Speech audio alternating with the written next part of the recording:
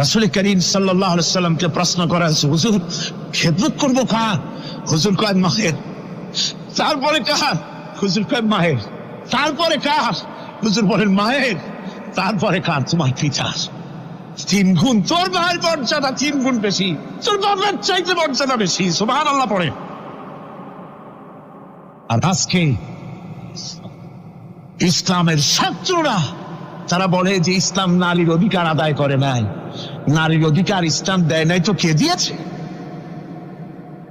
আমার বন্ধুগণ, বিশ্ব নবী জনাবে মুহাম্মদ রাসূলুল্লাহ সাল্লাল্লাহু আলাইহি ওয়াসাল্লাম মসজিদে নববীর ভিতরে বসে আছেন। এক বৃদ্ধা মহিলা মসজিদের মধ্যে প্রবেশ করলেন। হুজুর বৃদ্ধাকে দেখে দাঁড়ায় গেলেন। বিশ্ব নবী বুড়ি মেয়ে লোককে দেখে দাঁড়ায় গেলেন। আল্লাহর নবী বুড়িকে দেখে দাঁড়ালেন। বুড়ি যখন কাছে এলেন, আল্লাহর নবী নিজের গায়ের চাদর বুড়ি